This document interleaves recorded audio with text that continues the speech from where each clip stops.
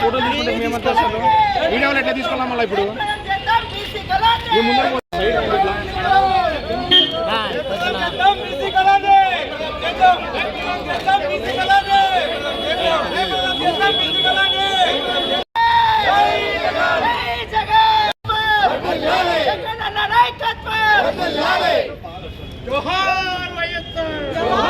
అట్లా సైడ్ రావాలని అంతా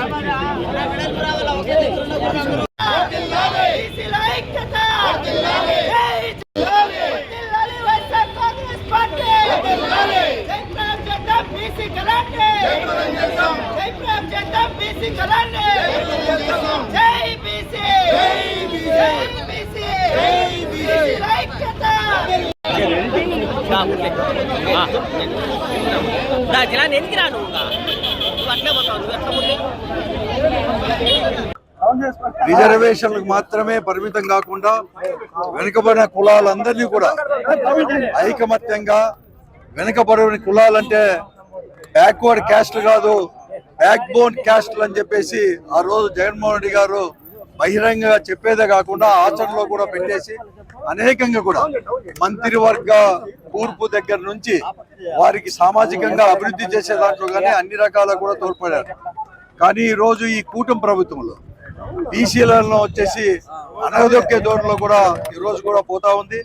ఒక సంక్షేమ కార్యక్రమాలు ఇచ్చే దాంట్లోనే కాకుండా ఈ రోజు ఏదైనా కానీ బీసీ వారు గలమిప్పితే వారికి జరిగిన అన్యాయాన్ని గలమిప్పితే చాలు ఈ రోజు వారి పైన కూడా తప్పుడు కేసులు పెట్టి వారిని అనేక రకాల కూడా ఈ రోజు కూడా సతమతమయ్యేటట్లు విమర్శ చేస్తా ఉంది ఈ ప్రభుత్వం, కూటమి ప్రభుత్వం. కడప, అనంతపురం, సత్యసాయి జిల్లా, దాంతోపాటు నంద్యాల, కర్నూలు ఈ ఐదు జిల్లాలకు సంబంధించి జోన్ 5 సంబంధించిన బీసీ గలం అనే పేరు మీద అనంతపూర్ జిల్లాలో గడిచిన 2 సంవత్సరాలలో బీసీలకు ఎంత వెన్నుపోటు పొడిచినారు. ఎలక్షన్ సమయంలో బీసీలకు లేనిపోని హామీలు చెప్పి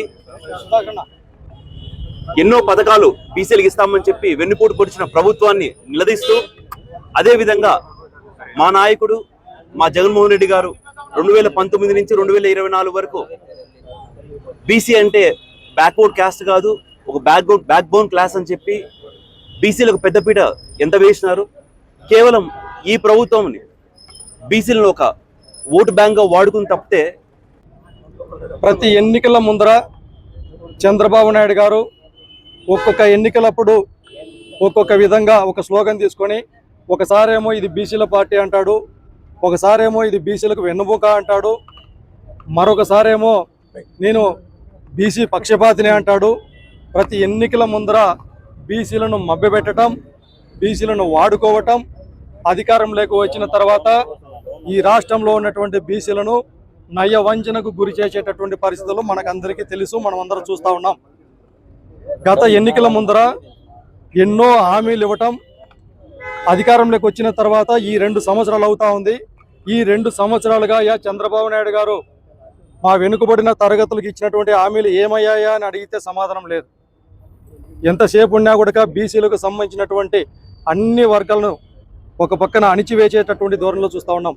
ఎన్నికల ముందరేమో బీసీలకు రచన చట్టం అన్నాడు, ఎన్నికలు జరిగిన తర్వాత రచన చట్టం దేవుడెరుగు. బీసీలకు సంబంధించినటువంటి చట్టసభలో రిజర్వేషన్ల కోసం ఒక్క ఎంపీ కూడా మాట్లాడాల. అందుకే ఈ సందర్భంగా ఈ రాష్ట్ర ప్రజానికానికి కూడా విజ్ఞప్తి చేస్తూ ఉన్నాం, అందరం కలిసి మరొకసారి జగన్మోహన్ రెడ్డి గారిని ముఖ్యమంత్రిని చేసుకుంటేనే ఈ రాష్ట్రంలో ఉన్నటువంటి పేదవాడి అభివృద్ధి సాధ్యమవుతుంది.